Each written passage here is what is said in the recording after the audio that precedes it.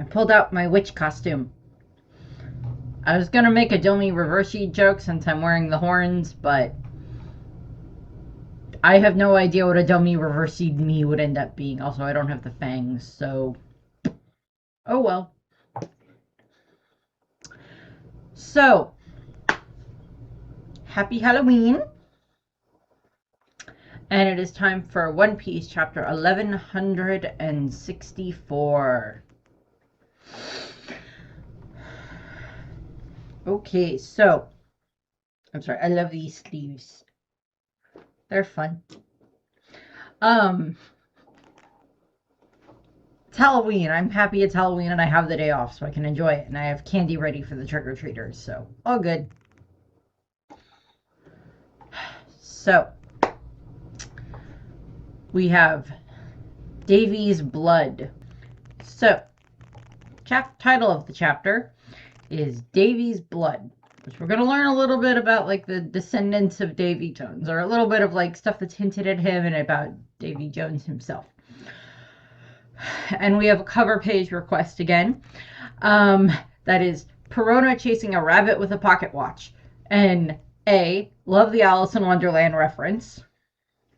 Perona did have her own little twisted Wonderland back on Thriller Bark, so I can kind of see where that's coming from. And in this case, the rabbit that she is chasing is Randolph, who is the rabbit homie that the Straw Hats and such had to deal with when they were running around the seducing woods back in Totland on Whole Cake Island. Randolph was the rabbit that had like the hat and the cloak and he has a spear, and then he also has the pocket watch here, and Prone is just chasing him around, and she's thinking that his hat looks like Mihawk, which it does, so I don't know, maybe Randolph was a Mihawk fan or something, and he's like, saw a picture of Mihawk in the paper one day. I like this guy's style. Do you think Mama would mind if I dressed like him? Nah, it's fine. Yay, I got a fun hat. And her horohoros in the background. Horohoros in the background have bunny ears, which is adorable. So she's just chasing after Randolph, and Randolph is like, what in the living F is going on? And this guy's used to weird things. He lives in the seducing woods with talking ground. Okay, into the chapter. We pick up exactly where we left off last time. We have Rox being kind of suspended in the air after he's been stabbed through by Emu's dark tendrils. And we have it that Roger, Whitebeard, and Big Mom are all looking up at him. And looking up at this scene. So Rox and Emu are going to have like a conversation. And the others are like, Rox, like they're all concerned about what's going on right now. I mean, for Linlin and for Newgate, it's like they're looking at their friend, to a degree friend, but their captain being attacked by this thing that they all just hit with their really strong attacks, and this thing wasn't even phased. And Roger is confused as well. So I can see where they're coming from with that. So we have Roger going like, our attacks didn't even phase that spider thing. And Garp and Kaido are, of course, here too. And Garp's like, and Whitebeard's like, And Kaido is just dragging. And then Big Mom's like, what in the world? It's like, well, yeah. And then up top, focused, we have Emu and Rox having this conversation. And it's Emu going, how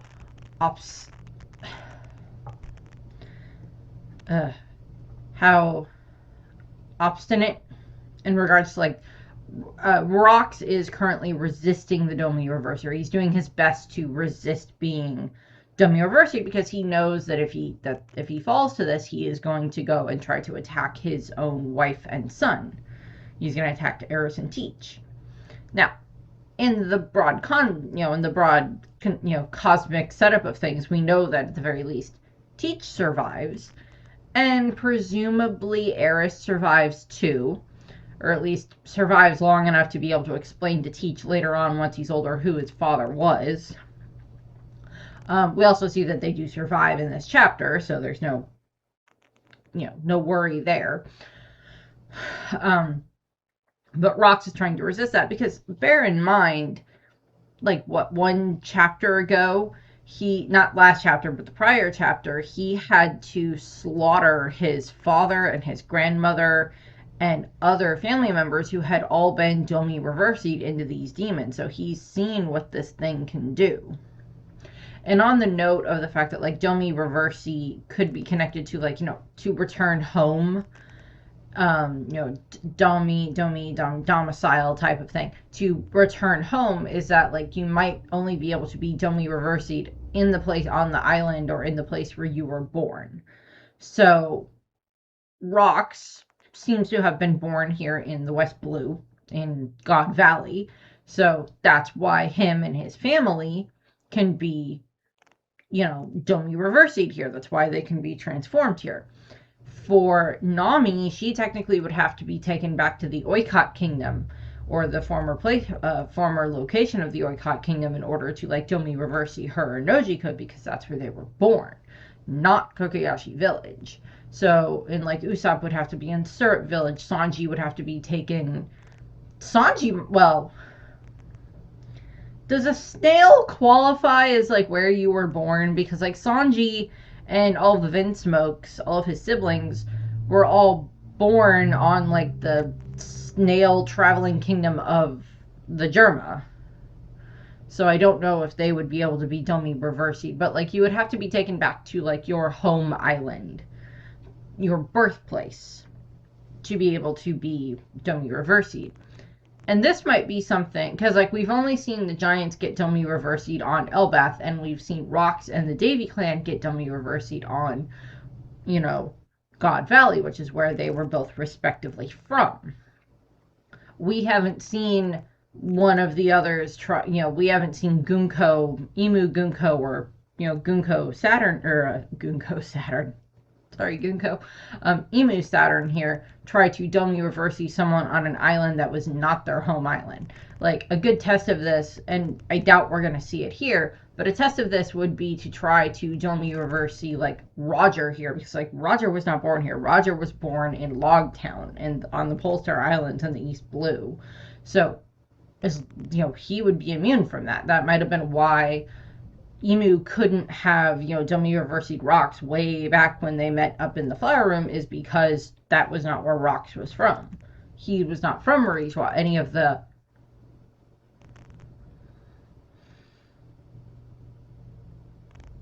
I don't know if I'm anyone who's pointed this out yet or not. Maybe the reason that there are so many celestial dragons and why Emu allows them to exist, why the Gorosei allow them to exist, and like why they live on Marijois,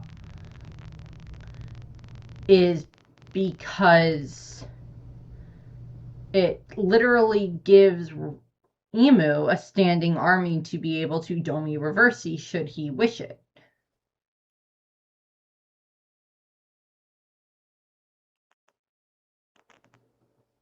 Okay, that's a theory.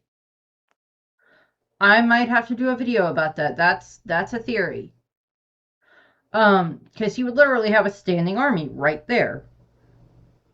Okay, I'm gonna have to do a theory about that. But back to this. So, Emu has Rox skewered on the tendrils. How obstinate! And Rox is like wheezing, trying to fight back the Domi Reversi as best he can. You shouldn't scoff at humans, you beasts. Davy D. Jones, that's the name of the previous king of the world. And we get this really cool close-up of Rox, and he's starting to get the fangs and everything. And, we know that with Domi Reversi they get bigger, so Rox is going to get bigger in like a moment, or is currently trying to resist that.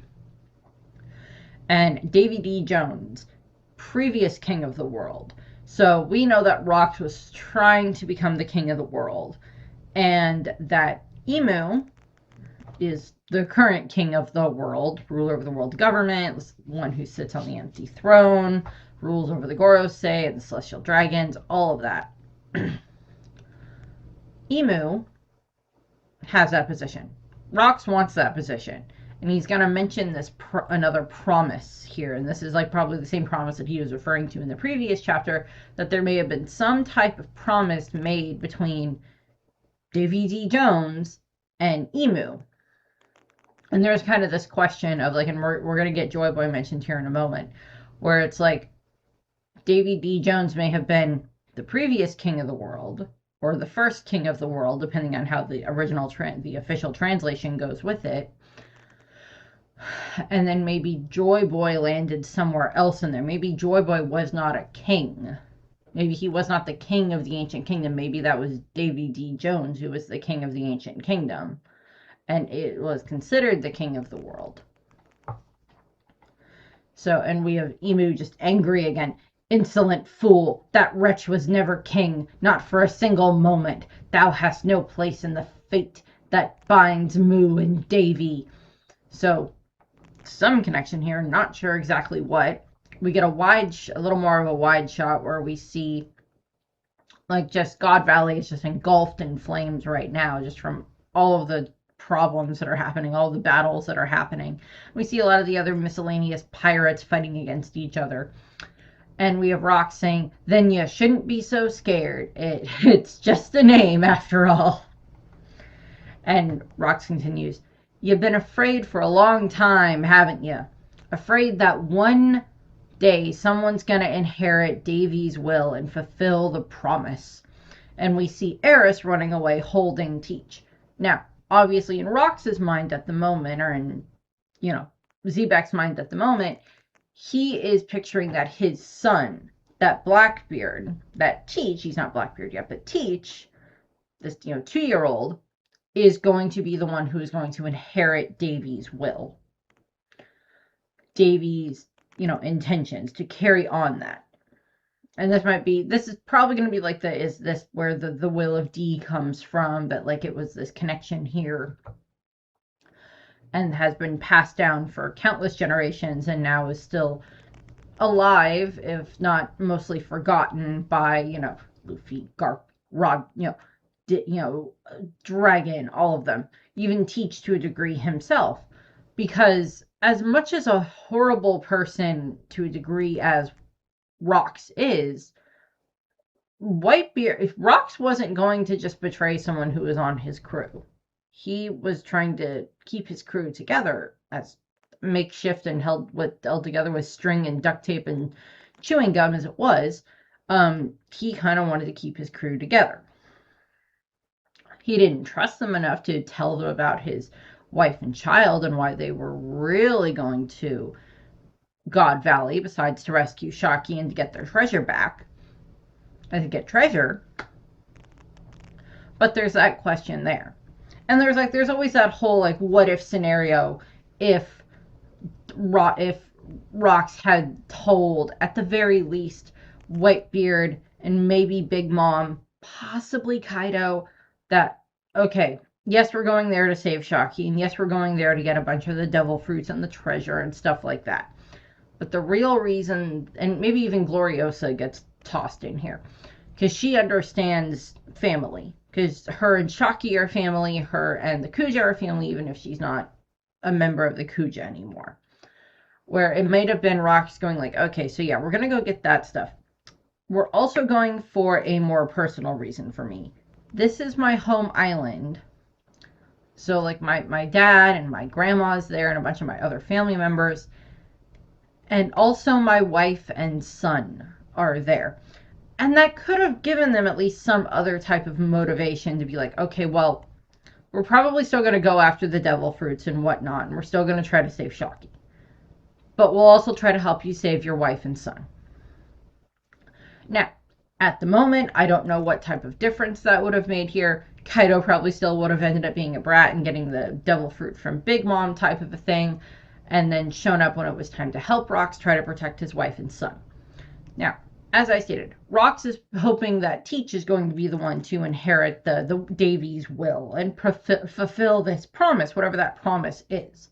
And there's always this, in One Piece, there is a question of your actual blood lineage, where that leads you, and your inherited will.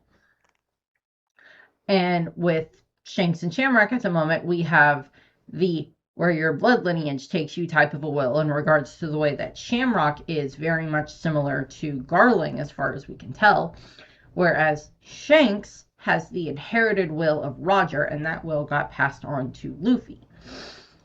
And there's this question of like, so, there's like the spiritual inheritors of like the will of D, in regards to like, even if they're not directly a descendant of Joy Boy, or in this case Davy Jones, then maybe they're the ones who would be able to fulfill that promise.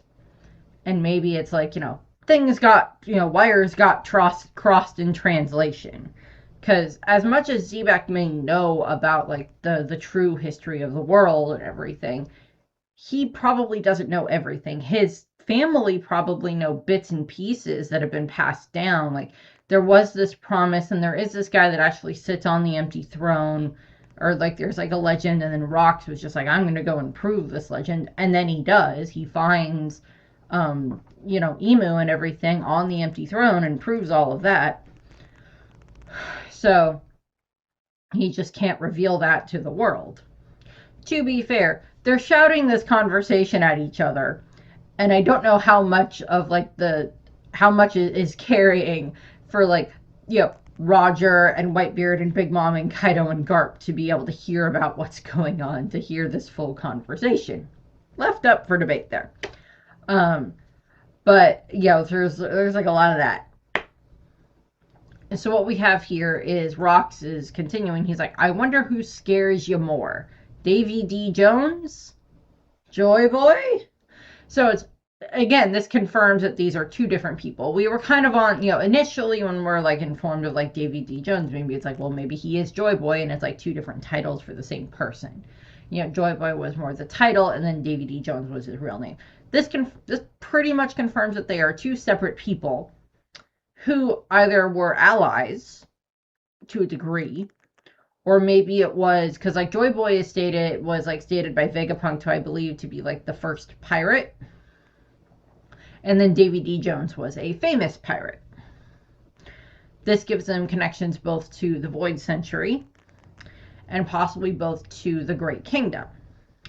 So maybe there's this concept where Davy D. Jones was maybe the king of this kingdom, or like the last king of this, possibly mostly globe-spanning kingdom that was the ancient kingdom, that we still haven't gotten the name of, but was this great ancient kingdom.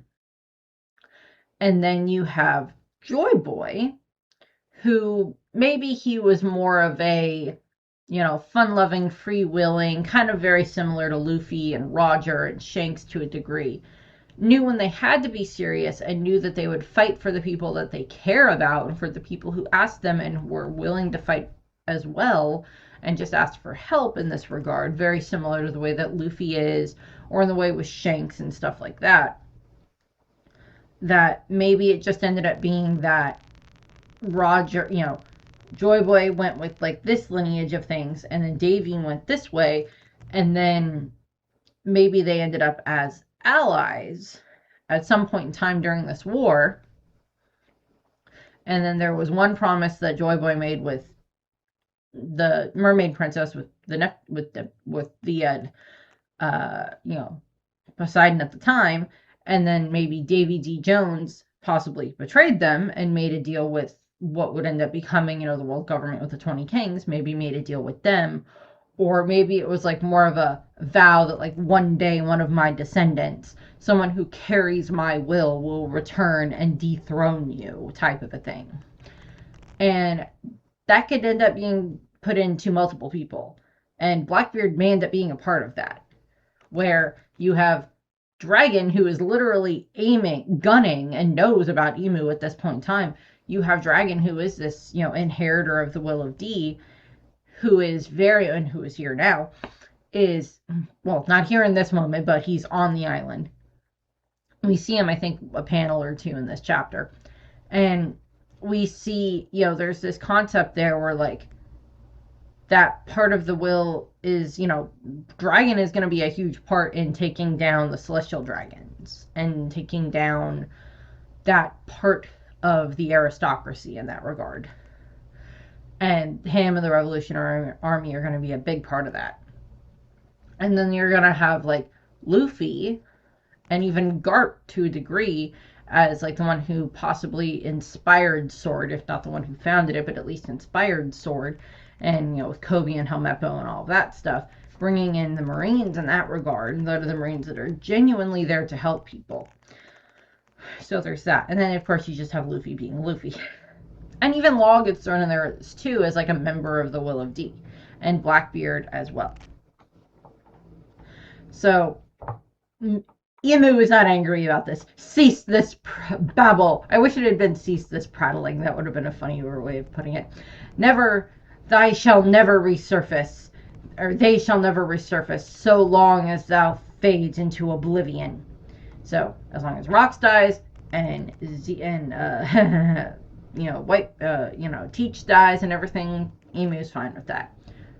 To be fair, Emu just got punched by 2 other members of the Will of D. So, punched by Garp and sword sliced by Roger.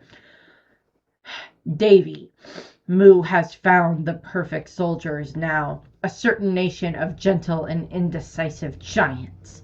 And Rocks is like, giants? You bastard. Stay away from Harald. He just wants peace. And again, this just shows how deep Rocks values their friendship. And, you know, and we saw that even Harald did value their friendship. He allowed it appeared to look like Rocks defeated him in order for Rocks to go and try to save his son and wife. So we have that. And Emu is continuing. Indeed, this is an unprecedented opportunity. A sovereign this pliable may never appear again. I gotta say, I'm sorry, but Emu is technically right on that one. And it's like, you look at it from like Harald's perspective. Harald's perspective is that he wants to try to make the world a better place. He wants to try to make allies with these other kingdoms, to make them not fear giants, to help them show that giants are not these horrible, terrible things that just, pillage and destroy the same way that pirates do, or even worse. And, Harald wants to try to fix those stereotypes, which he's trying. We've seen the benefits of him reaching out to a bunch of these countries with them sending food and everything during the famine and helping save Elbaf. But he's also just trying to essentially, it's this whole idea of like, it is this whole idea of like pushing your culture so far toward this horrible thing, or not this horrible thing, but pushing your culture so far toward this one thing that you are literally destroying your own culture or looking down on your own culture in order to try to appease this other group. And that has happened many, many times throughout history. When some group comes in, when like one group that has more power comes into an area with another group, they have just decimated that group and decimated the initial group and worn it down. It happened in American history. It happens in history all over the world. As that happens, one group comes in and decimates the culture of another group, forcing them to join or giving the group a choice to join and being like, okay, but you have to follow our rules type of a thing. And Emu is like, Harald is literally so easily manipulated at the moment that this is just the best opportunity we are ever going to have to get our hands on the giants. And that's his intention. And he's, still forcing the Domiyoversi and Rocks is still trying to resist it as best he can. And he's like, and Emu continues, thy current deposition is quite similar. Now make haste. And he's like probably putting extra, force into the Domiyoversi, however that works. And it's just like, put an end to Davy's dream. And like Whitebeard's like looking up at this, and Emu just smashes rocks into the ground. And like Whitebeard and Big Mom are looking at him, and it's just like, what the rocks? And Rocks is just lying there on the ground. And like we see the effect of like possibly Domi reversing someone kind of possibly makes their skin a little darker, but we're not sure on that because we haven't quite seen how that translates very well. He's got the fangs. I think it looks like he's got the horns. Possibly. I can't tell if they gave Rocks horns. It doesn't look like it. But he's got the fangs. I don't think he does get the wings. I'm just not seeing the horns in the panels unless I'm missing the horns. But he's got the wings. And, they have like that kind of like darker aura coming off of them. And Big Mom's like, what happened? Did it do something to you up there? And he's like, and Rocks is, internally thinking, damn it, I'm fading. And he's like, he's still trying to fight against the Domi Reversi. And like, Big Mom is partly concerned, possibly also just concerned about Rocks right now. I'm like, I would be concerned too. And Rocks is just like, annihilate Davy's lineage with my own hand. Is like this order that's probably just like running through his head. And Emu is just like, snuff out all obstacles on God Valley. And like, Rock stands up, and he's got the huge wings and everything. As I said, it doesn't look like he has the horns. We may have only seen the Domi. No, because some of the other Davy Clan members had horns, but he just doesn't seem to have horns here unless I'm just completely and utterly missing them because they're blending in with his hair. And Big Mom is just like, is it me or are you bigger? And it's just like, out of my way, their blood must be purged from the pages of history. So again, this just kind of, Emu mentioned previously that it's like, your ilk must be, purged from history, that, remnants of you can't be allowed to stick around because you are a threat to me. Because this stupid promise can still linger because of this, because of your freaking, blood, because of the bloodline. So Kaido's about to get one shot here. Rocks jumps up, grabs Kaido's head, and just, and it's like, Rocks, what are you doing? Jumps up, grabs Kaido, and kind of feel like a reference to the mommy moment when he's fighting against Luffy and Luffy goes Gear 5th. Mommy, mother moment. I love that moment.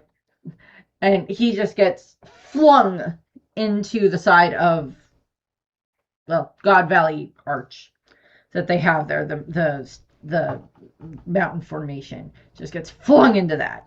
And they're all like, oh my god, Kaido. Kaido is down. And then Big Mom jumps up, has, Napoleon ready, and she's like, damn you, Rocks. Aren't we meant to be allies?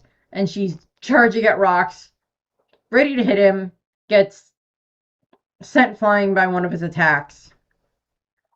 She gets taken out pretty quickly, unfortunately.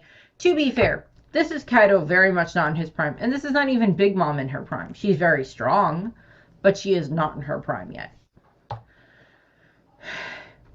So Big Mom gets sent flying and bashed into the wall. Then you have Whitebeard standing here. And Rocks, raises a sword, gets ready to challenge Whitebeard. It's just like, you're in the way, Rocks.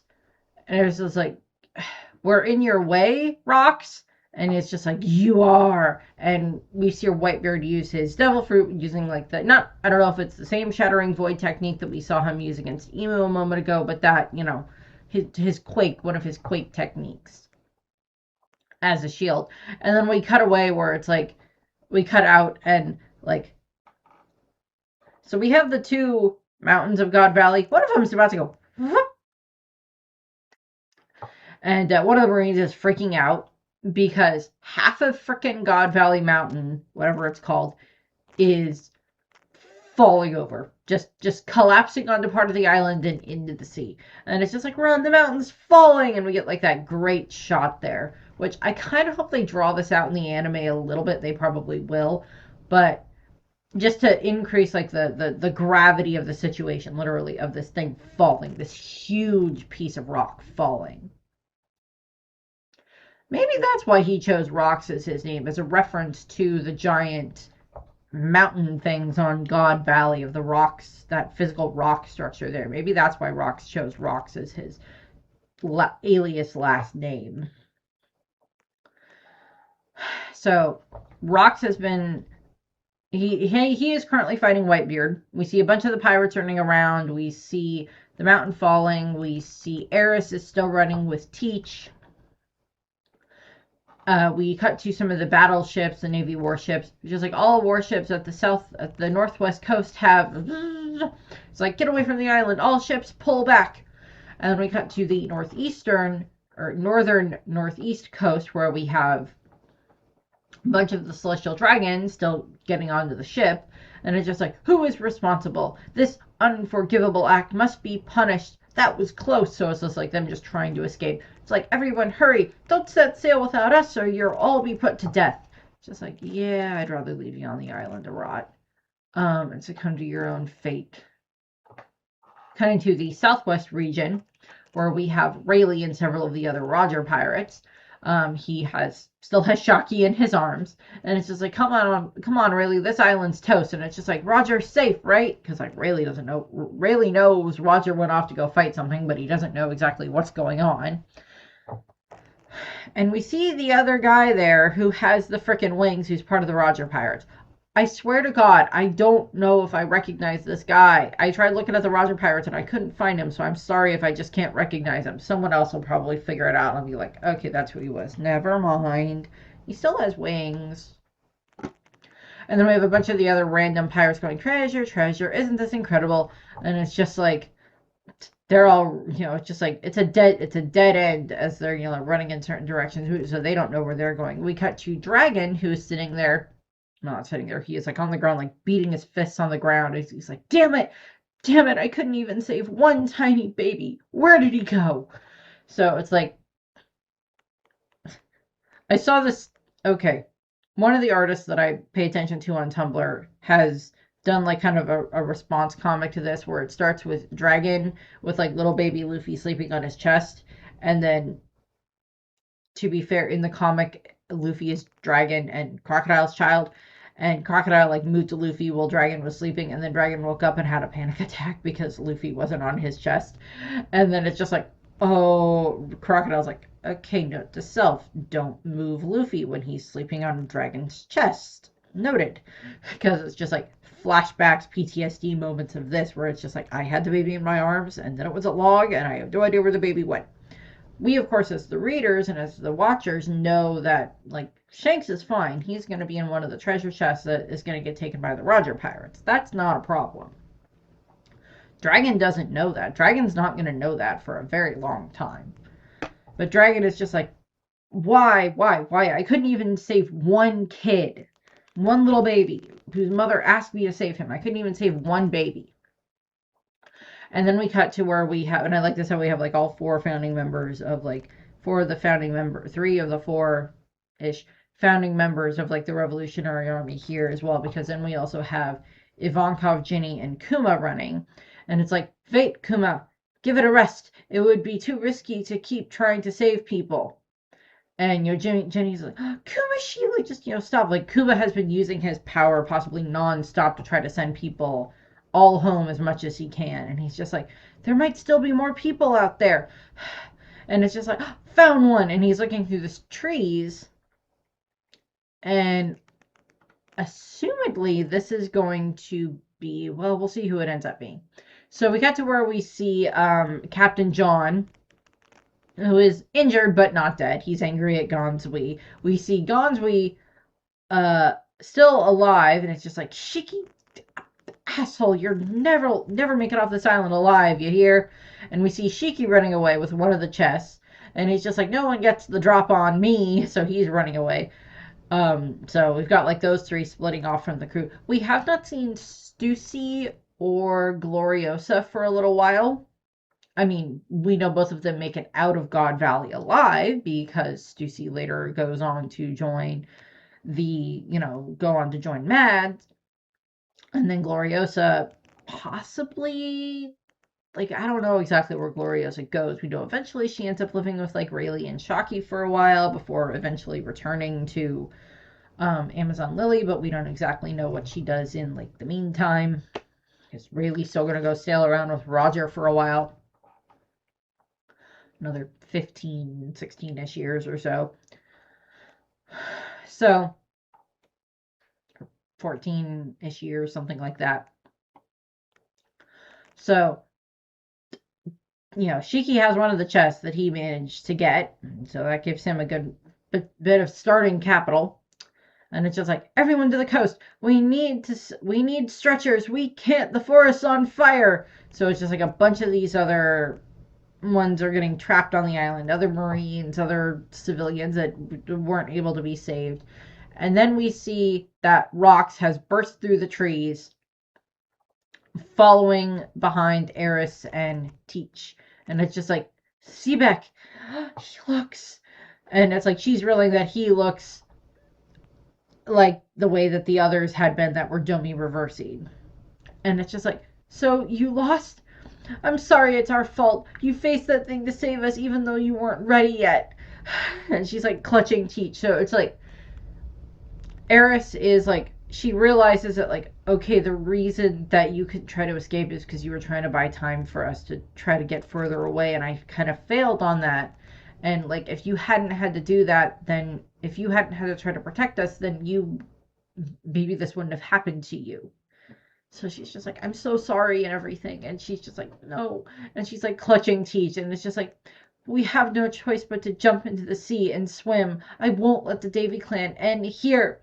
We'll survive no matter what. And again, this goes into the fact of just like how awesome so many of the mothers in One Piece are. We've seen that pretty much from the beginning with like very few of them falling into the category of bad mothers.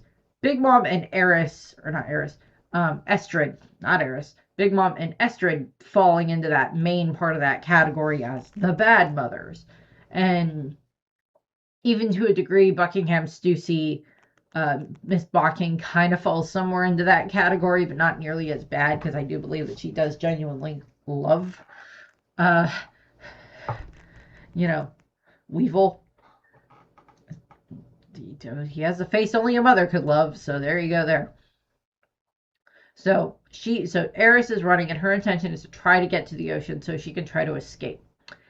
And then we see from the coast that there is a ship there that is like escapees spotted on the coast. So that's some of the ones that are trying, ready to, they're releasing cannonballs at her to hit her. Rox is rearing back his sword, ready to slam it down on her. We just see like the horror, oh no, in her eyes. And we just see Kuma jump and puff. Both of them. And then poof, himself away as well. So assumedly he poofed away Ginny and Ivankov already. And then jumped, poofed Eris and Teach, and then poof, himself. So Rox, in the interims, Rox slices through, his attack hits, and it slices through the cannonballs and does like an attack there. It also just sends a wave that slices through the ship that's there, so good there. And Imu is watching this and assuming probably that they're dead, that Rox succeeded. Davy. Next, extinguish all who remain on the island. And it seems that he has some type of additional, like, mental control over Davy at this point, over Xebec at this point in time. So we cut to where we have one of the Marine ships, and it's just like, Vice Admiral Garp, please hurry up. And Garp is like, I told you to get the hell out of here. How long are you going to stick around? And we see one of the Celestial Dragons is, like, kicking one of the Marines in the background because stupid reasons. And then we have, Roger, where are you? And he's just like, I'm fine. Let me know when everybody's aboard. So we see the Oro Jackson, and like a lot of the others are trying to get to the Oro Jackson. So now Rox is just like terrorizing the rest of the island. He's just attacking anybody willy-nilly. It's just like, stop it, Rox. Rox, why does he look like that? So he's just like destroying so many here, killing others. And we get like a good look at him, and it's just like I do not see any horns on him. That might have just been an art error by Oda. So we see Garp and Roger here. Presumably Whitebeard kind of got off-screened a bit, defeated off-screen a bit by Roger, or by Rocks here. And so we have Garp and we have Roger, and they're like, bring it on, Rocks, getting ready to fight him. And it's just like, Emu's kind of still watching some of this happen. And Rocks is now facing down Garp and Roger. And it's just like, Garp is just like, what the hell have you turned into? And Roger is just like, I won't let you go after my crew. So again, it's, now we're getting to the point where it's just like, Sengoku was not lying. Not entirely. I mean, Garp and Roger are having to team up to fight Rocks at this point in time. And now we're getting this moment where we're getting a confirmation about something. One that we already knew about. We're getting a voice of all things set up here. So we have it that, as far as we've seen, with someone who's been doing a reverse seed, there doesn't seem to be a way of trying to communicate with that person beyond just like this bloodlust nature that has been brought to the surface. We've seen that with Dory and Bragi and with the other giants on Elbaf, and now we're seeing it here. But we haven't seen them interact with someone who has the voice of all things, because they have not interacted with Luffy yet, and Luffy has the voice of all things. And in this case, we already know that Roger has the voice of all things. This might be where it's starting to awaken. And this also kind of confirms that Garp may have the voice of all things. Because it is Rocks screaming out, the real Rocks screaming out in his own head, Roger, Garp, please. And Roger is just like, this voice. Very similar to the way that Odin had it when they were listening to the Sea Kings. And the way that like Luffy and Momo had it when they were listening to Zenesha on Zou. And it's just like, what's with this expression? And like Rocks is just crying because like he just tried to kill his own wife and son.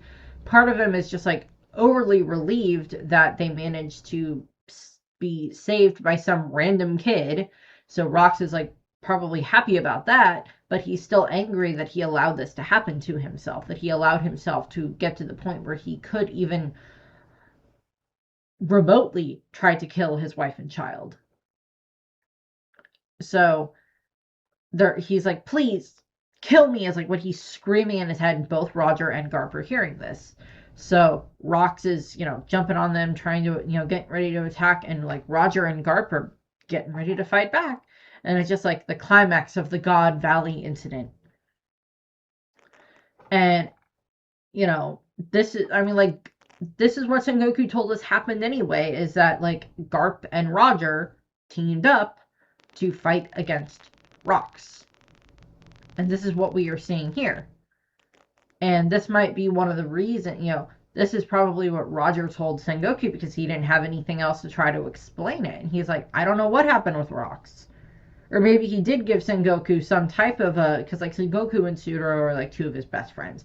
And maybe he did give them some type of explanation as to what was going on here. Or maybe that was something where one of the reasons that Garp doesn't like to talk about Rocks or about the God Valley incident is because it's him having to fight against and kill someone who is, that he has some amount of respect for in regards to Rocks. I mean, like, he doesn't have as much respect for Rocks as he does for, Roger or even Whitebeard down the line, but he does still have some respect for him.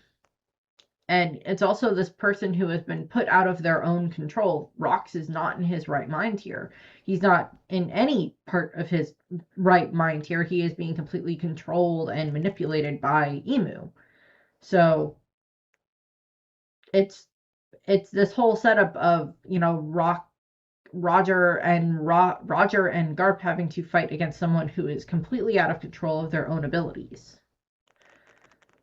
And that whole concept there. And we just saw Rox have to deal with that with his own family. And we've seen this happen before in One Piece when Luffy had to fight against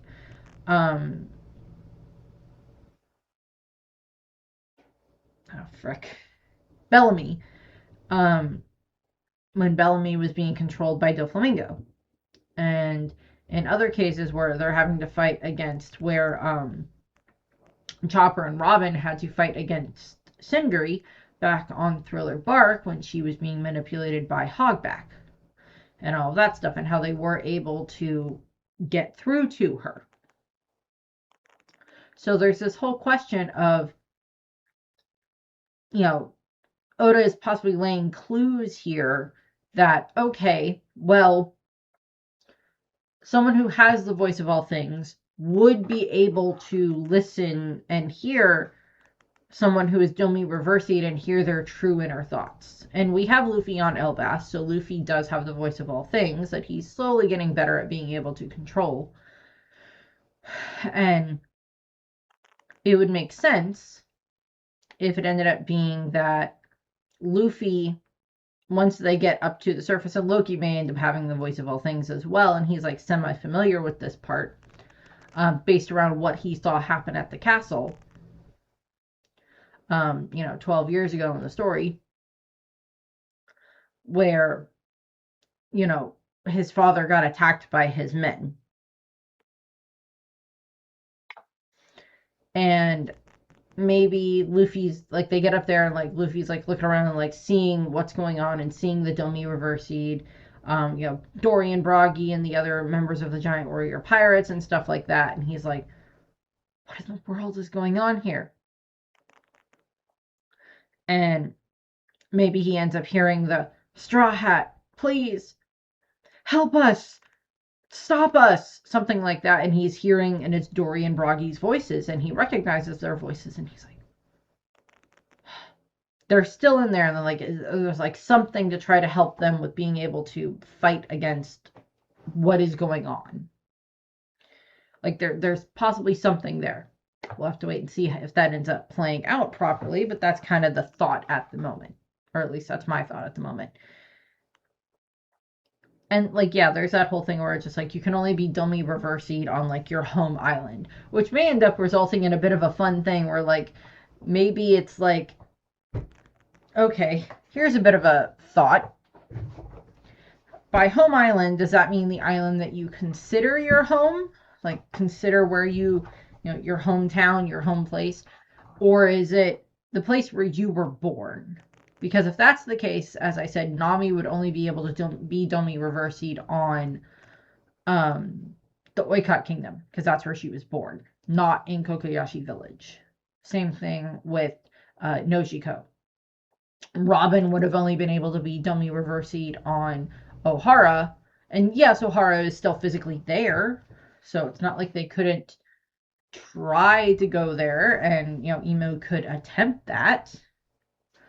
But it's like that type of a thing. So fun little plot twist could end up being somehow part of this whole battle for all of this ends with like Luffy fighting against Imu on Dawn Island, and then he tries to Domi Reverse Luffy and it doesn't work, revealing that Luffy was not born on Dawn Island. And then it's just like, okay, well then where the F was he born is like the part of the question there.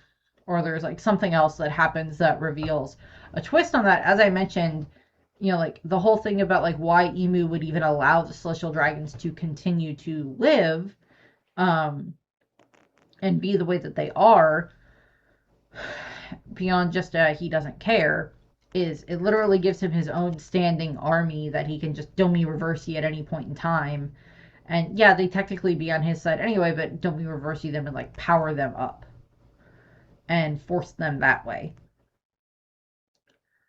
And have like his own army there. there could be, because there's like always the theory that like Luffy's mother was a celestial dragon or something, and there's like a connection there. So maybe it's like Luffy was born on Marijois, so there's like something where he gets dummy reversied on Marijois. I don't know. There's lots of theories there. That can either get proven or disproven depending on exactly the way that we get explained to us for how dummy reversing works. But that's what I have for this. And my fun dress. I'm sorry, I love this dress. I've had this dress since high school and I love it. It's fun. It's a good costume dress.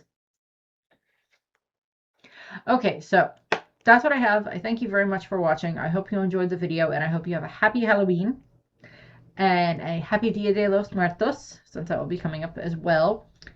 And a happy All Saints Day, which is technically Saturday, but it'll be celebrated on Sunday. And yeah, just for updates in my own life, the wedding went well last week. And then we had the funeral on Monday for my grandfather. So that was not very high, followed by very low. So probably mentioned that in something, but at least getting that out of the way this way. So just in case me not trying to cry my eyes out at some point in time in the future. So we'll see what happens. So that's what we have here. I thank you for watching, and I hope you have a nice rest of your day. Bye.